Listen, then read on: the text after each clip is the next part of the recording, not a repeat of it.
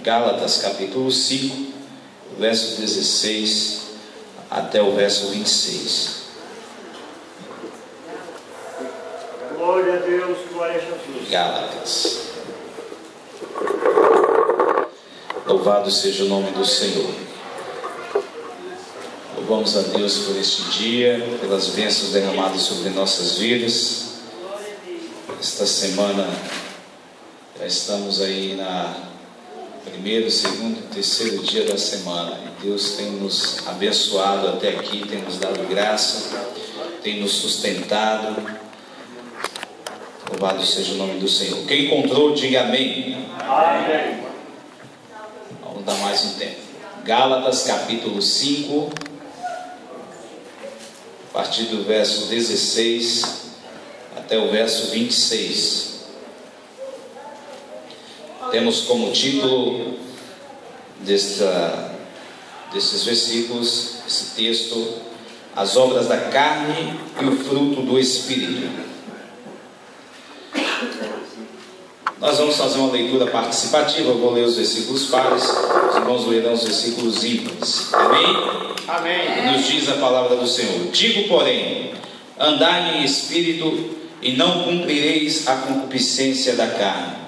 Porque a carne cobiça contra o Espírito, e o Espírito contra a carne, e estes opõem-se um ao outro, para que não façais o que quereis. Mas, se sois guiados pelo Espírito, não estáis debaixo da lei. Porque as obras da carne são manifestas, as quais são prostituição, impureza, lascívia, Idolatria, feitiçarias, inimizades, porfias, emulações, iras, pelejas, dissensões, heresias, invejas, homicídios, bebedices, glutonarias e coisas semelhantes a estas, acerca das quais nos declara, como antes disse, que os que comerem tais coisas não entrarão no reino de Deus. Mas o fruto do Espírito é caridade, gozo, paz, longanimidade, benignidade, bondade, fé, mansidão, temperança. Contra essas coisas não há lei. E aos que são de Cristo crucificaram a carne com as suas paixões e concupiscências. Se vivermos em espírito, andemos também em espírito. Não sejamos cobiçosos de vanglória, irritando-nos uns aos outros, invejando-nos uns aos outros. Oremos. Soberano e eterno Deus, nós te louvamos, Pai, te agradecemos, Pai, por este dia, pelas bênçãos derramadas sobre nossas vidas. Senhor, nesta noite, Pai, te pedimos a tua graça, que continue falando, Senhor, conosco, Pai, continue nos instruindo através da tua palavra, Senhor. Nós te louvamos e agradecemos por tudo, em nome de Jesus. Amém. Podeis assentar em nome do Senhor Jesus. Bem, nós pegaremos como base aqui a parte Gálatas capítulo 5, especificamente do versículo 19 ao versículo 23, que traz o resumo, né, sobre esse estudo, as obras da carne e o fruto do Espírito.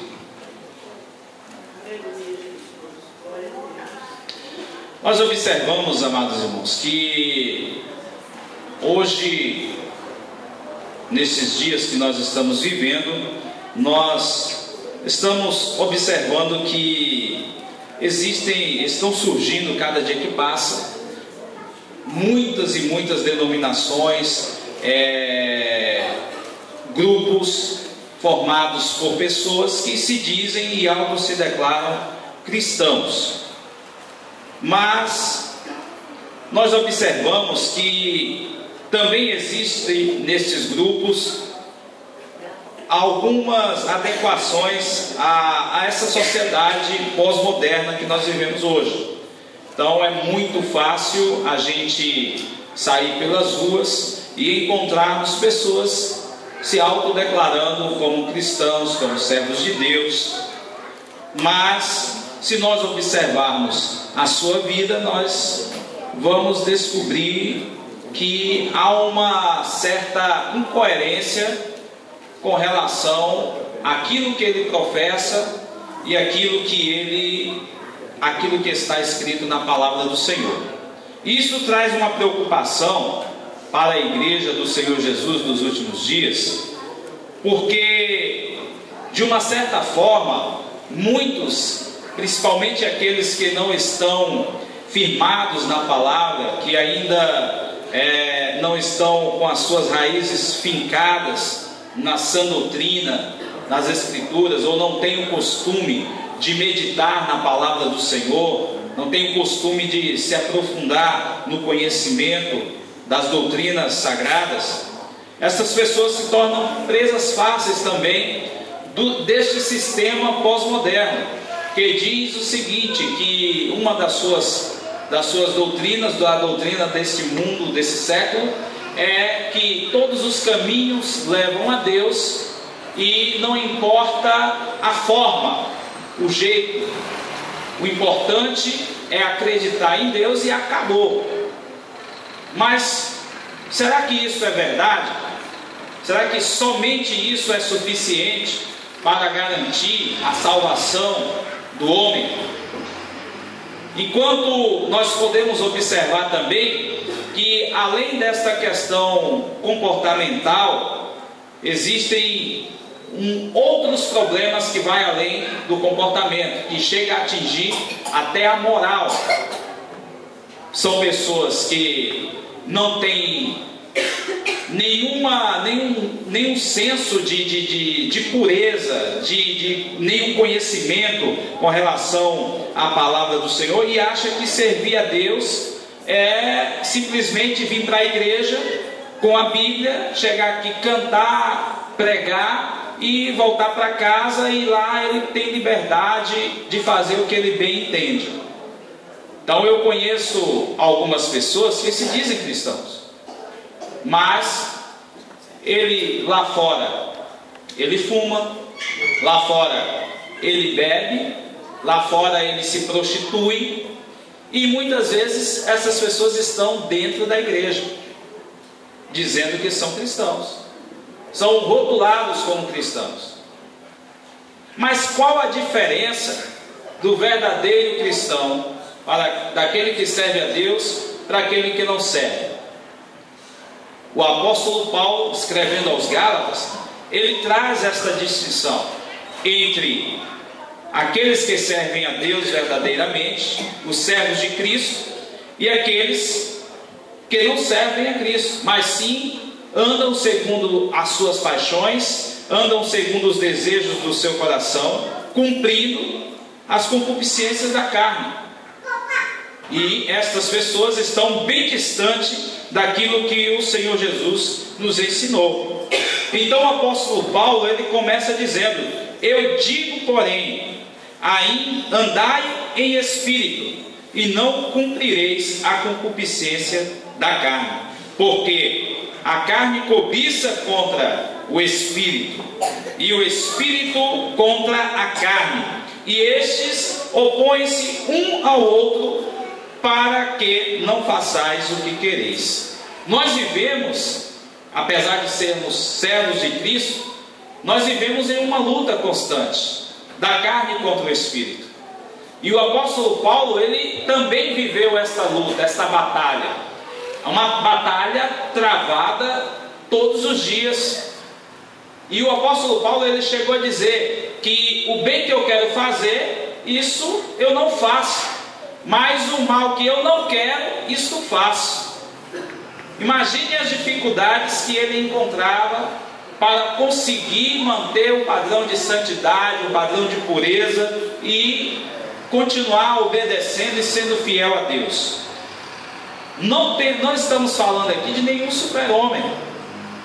Uma vez que nós aceitamos a Cristo como nosso Salvador, nós fomos regenerados, fomos purificados, fomos santificados, e estamos neste processo de santificação, que só alcançaremos a santidade plena e genuína quando formos transformados, quando este corpo corruptível se revestir da incorruptibilidade. Aí sim seremos 100% santos. E aí a gente observa, o que nos chama a atenção é que o apóstolo Paulo, na orientação de Deus e uma revelação profunda, baseado também na sua experiência, ele diz: mas se sois guiados pelo Espírito, não estáis debaixo da lei. Ou seja, ele estava querendo dizer o seguinte, que agora que nós somos guiados pelo Espírito de Deus, não somos mais dominados pela lei. A lei não nos garante a salvação.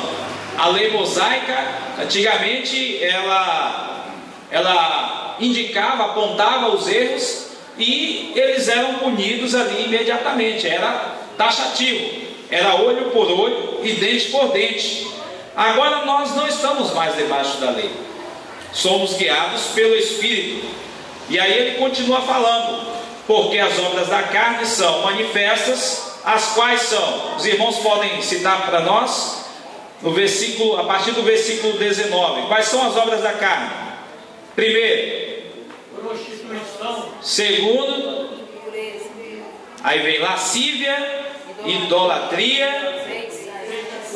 inimizades, porfias, ciúmes, iras, discórdias, dissensões, facções. São muitas obras da carne, né? E continua: invejas, homicídios, bebedices, glutonarias e coisas semelhantes a estas, acerca das quais vos declaro, como já antes vos disse, que os que cometem tais coisas não herdarão o reino de Deus. Ele é muito claro, o apóstolo Paulo é muito taxativo quando ele diz que as pessoas que cometem tais atos não herdarão o reino de Deus. E a pergunta é: será que dentro desta lista citada pelo apóstolo Paulo como obras da carne, será que muitas delas, ou algumas, ou nenhuma delas existe dentro da igreja? Para quem que o apóstolo Paulo estava falando aqui? Ele estava falando para crente ou para um descrente? Para a igreja ou para as pessoas que estão lá fora? O apóstolo Paulo está tratando aqui de um assunto pertinente, de um assunto que era real na igreja da Galácia. Ele faz questão de citar cada uma dessas listas. Ele não escreveu, não deixou este texto registrado por acaso, porque ele sabia que estes atos eram práticas no meio de muitos cristãos daquela época. E eu posso dizer, irmãos, baseado em fatos e até testemunho de alguns casos, que infelizmente dentro da igreja, em muitos lugares, já ouvimos aqui, graças a Deus, eu creio desta forma, que não existe nenhum desses itens aqui citado, mas eu já vi muitos escândalos em muitas igrejas, porque o camarada era cristão, mas enquanto ele estava na igreja, ele estava se prostituindo. Enquanto ele estava na igreja, ele estava servindo a outros deuses. Mas de que forma? Não literal, botou a imagem lá na frente dele lá e começou a adorar. Não, mas no oculto, ao invés de ele estar adorando a Deus, devido o seu sentimento egoísta, ou até mesmo uma adoração exagerada, um sentimento exagerado a alguém, esta pessoa substituiu a presença de Deus na sua vida às vezes até por um objeto que ele tem muito apego. Isso também se enquadra dentro da idolatria, porque o que é idolatria? É colocar no lugar de Deus alguma coisa ou alguém. Isso é idolatria, e Deus abomina qualquer tipo de idolatria. E aí ele vem falando sobre feitiçarias. E que seria essa feitiçaria? Será que é o que os pais de santos realizam aí nas encruzilhadas? Que feitiçaria é essa aqui que o apóstolo Paulo está falando? Depois nós vamos ver lá na frente que ele faz uma ilustração, que aquele que levanta um falso testemunho contra alguém também é um pecado de feitiçaria. Imagine, estão falando do diácono João Rosnei, ele não sabe de absolutamente nada. Aí daqui a pouco ele é abordado por alguém, mas fiquei sabendo aí que você fez isso, fez aquilo. E a nossa reação é de choque, é parar assim, não estou sabendo disso não. E aí causa a tristeza. A mentira, ela tem um poder de destruir. A mentira, ela tem o poder de levar a pessoa a uma depressão. E aí Paulo vem combatendo. Se estas pessoas não se arrependerem, não se regenerarem completamente, verdadeiramente, estas pessoas ficarão de fora do reino de Deus. E isso é muito sério. Ninguém aqui quer ficar de fora do reino de Deus. Todos nós queremos subir. Todos nós, se Cristo vier amanhã, nós queremos ser arrebatados. E quantas vezes nós, quando estamos reunidos, ou às vezes quando estamos em casa, sentimos aquela glória, aquela presença do Senhor, o gozo da eternidade. Mas o cuidado que nós temos que ter com a nossa vida diante de Deus é muito grande, irmãos, porque somos constantemente tentados pelo nosso adversário para que a gente venha cometer o pecado. E o pecado, muitas vezes, ele vem em pequenos detalhes. Se um irmão pisou no meu pé e já deixei crescer no meu coração aquela ira, uma indignação contra aquele irmão, esta ira que o apóstolo Paulo também coloca aqui dentro dessa lista das obras da carne, iras, é uma porta aberta para o pecado. Qualquer tipo de ira é uma porta aberta para o pecado.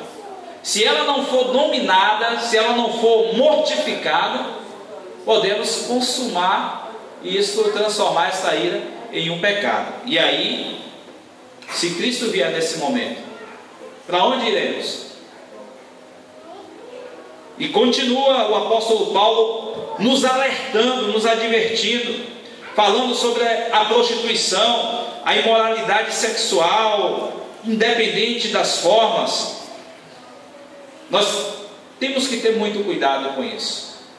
Também ele fala sobre a impureza, pecados sexuais, atos pecaminosos, vícios, qualquer tipo de vício que venha contaminar o meu corpo, também eu acabo caindo no erro da impureza. E que se eu não for purificado pela palavra, de forma nenhuma eu alcançarei a salvação. Peço ao irmão, por gentileza, abre sua Bíblia aí, Efésios capítulo 5, versículo 3. Vamos ouvir o que está escrito lá.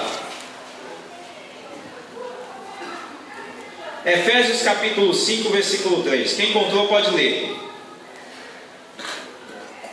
Mas a prostituição e toda impureza ou avareza nem ainda se nomeie entre vós, como convém às santas. O apóstolo Paulo está advertindo também a igreja de Éfeso a combater, a tirar do meio toda a impureza que existia entre eles, e também todo o pecado de prostituição. E essa situação é muito séria, porque o mundo que nós vivemos hoje trata a questão do sexo como uma coisa normal, uma prática normal. O sexo antes do casamento, para o mundo secular, é uma prática normal já, e aquele que se reserva para o casamento, eles são taxados como quadrados, como pessoas ultrapassadas. Mas nós, como cristãos, jamais iremos aderir a este pensamento, porque é um pensamento pecaminoso. Isto é uma consequência da degeneração da humanidade que nós vivemos hoje. As pessoas tratam o ato sexual antes do casamento ou fora do casamento como uma prática normal na sociedade que nós vivemos hoje. O adultério, que até alguns anos atrás, diante do Código Civil, era tratado como um crime, hoje não é mais tratado como um crime. Então muita coisa está mudando dentro da nossa sociedade. E a desculpa é, porque esta lei, ela caiu em desuso, não se aplica mais à sociedade que nós vivemos hoje. Daqui uns dias, estupro não vai ser mais pecado. Daqui uns dias, pornografia, aí ao céu aberto não vai ser mais considerado crime. E a igreja, como se portar diante dessa situação? Nós já estamos presenciando estas mudanças, e algumas delas estão acontecendo e nós não estamos percebendo. E muitas pessoas com problemas sérios de comportamento moral, com práticas pecaminosas, estão chegando na igreja do Senhor, e se não passar pelo processo de transformação completamente, essas pessoas podem induzir outros a cometerem o mesmo erro. Nós temos que estar atentos, nós temos que estar ligados para combater todo esse tipo de mal. Nós não podemos aceitar, não podemos nos conformar com esta geração, não podemos permitir que o pecado venha e adentre a igreja do Senhor Jesus. Nós temos que combater com muita determinação e sem temor nenhum das retaliações, porque quando nós combatemos o pecado, temos que ter consciência que as retaliações virão, tanto da parte do inimigo, como muitas vezes até pessoal. Quer ser perseguido? Começa a combater o pecado. O apóstolo Paulo, ele sofreu, e não foi pouco não. Ele não tinha vergonha de denunciar o pecado. Ele não tinha medo de enfrentar governadores corruptos, mas ele falava a verdade, independente das circunstâncias, ainda que esta sua atitude viesse lhe custar a vida. Mas o que nós, como cristãos, estamos fazendo hoje? O apóstolo Paulo já está com o Senhor. E nós, estamos combatendo o pecado? Ou estamos permitindo que o pecado adentre em nossas vidas, adentre a nossa casa?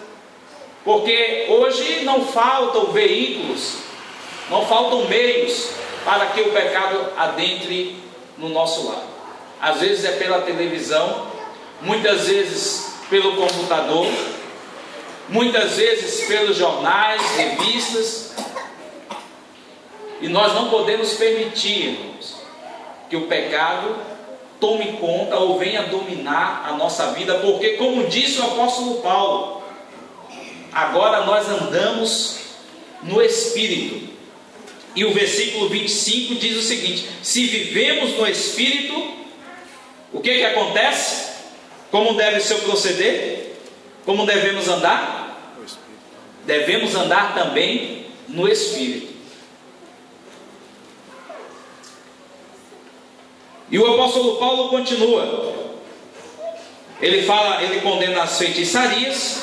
Aí dentro dessas feitiçarias nós temos hoje o espiritismo disfarçado, que muitas vezes está dentro da igreja, a magia negra, a adoração de demônios. Olha só, sabe o que eu estava observando esses dias? Quando um espírita se converte, porque o fundador do espiritismo foi o nome dele é Allan Kardec, e para que ele fundasse o Espiritismo, ele precisava de uma orientação, precisava de um respaldo que fundamentasse a sua doutrina espírita. Então eles usaram a Bíblia para justificar a existência, o fundamento do Espiritismo. E aí o que acontece? Lá acontece alguns rituais em que mortos, segundo eles, que na verdade dentro da palavra do Senhor nós vamos descobrir que são demônios, se apoderam de pessoas e falam até como aquele que morreu, a voz, a entonação, os trejeitos. Muitas vezes até se personificam. E aí nós observamos que quando uma pessoa dessa se converte a Cristo, esta pessoa ela vem cheia de maus costumes, ela vem com hábitos antigos ainda do Espiritismo, e precisa ser lapidado, precisa ser definitivamente transformado pelo poder da palavra. Mas só que se esta pessoa não for tratada, não for discipulada, não for ensinada para que ela seja liberta de tudo aquilo que ela aprendeu de errado, ou ele aprendeu de errado lá, ele pode fazer uma adequação. Já vi pessoas usando rituais espíritas dentro de igreja. E isso causa uma confusão na igreja, isso causa uma confusão na mente das pessoas. E aí, só que o Espírito de Deus, ele testifica se realmente quem está agindo ali é o Espírito de Deus ou o Espírito demoníaco. E aí Deus nos dá autoridade, e nós, na autoridade do Senhor, devemos repreender. E aí nós temos que tomar cuidado para que essas doutrinas, são doutrinas de demônios, não adentre a igreja do Senhor. E aí vamos agora mais um item. Paulo falando agora sobre as porfias. Será que existem porfias? O que significa porfias? São brigas, são disputas. Será que existe isso dentro da igreja? Como combater a porfia dentro da igreja de Cristo? Como combater a oposição, a luta, a batalha, que muitas vezes é até sangrenta dentro das igrejas? A luta por posição, a luta por status, a briga, a competição. Como nós podemos combater esse tipo de mal? Cita aí o exemplo. O Cleberson disse que é orando. Mais alguém? Vigiar. Mais alguém? Paulo nos dá a receita aqui mesmo, dentro do capítulo 5. Só tem uma forma de a gente combater isso, este mal. Irmãos, igreja não é lugar de competição. Igreja não é lugar de disputas mesquinhas por posição, por status, por poder. Eu mando mais, eu sei mais, eu conheço mais, então eu posso, eu faço. O único que sabe, o único que pode, o único que faz é o Senhor Jesus, mais ninguém. Aleluia. Nós somos tão somente servos, e estamos aqui para aprender uns com os outros. O melhor, o mestre, o Senhor é Jesus Cristo de Nazaré. Se nós passarmos o tempo inteiro aqui, a situação é tão séria, irmãos, com relação às doutrinas da palavra do Senhor. Nós não precisamos mais de doutrinas novas. Nós não precisamos aqui criar um monte de doutrinas para a igreja de Cristo. Se nós colocarmos em prática 50% das doutrinas que foram estabelecidas por Jesus dentro da sua palavra, essa igreja será a igreja mais avivada do mundo. Nós seremos a pessoa mais avivada desse mundo. Só que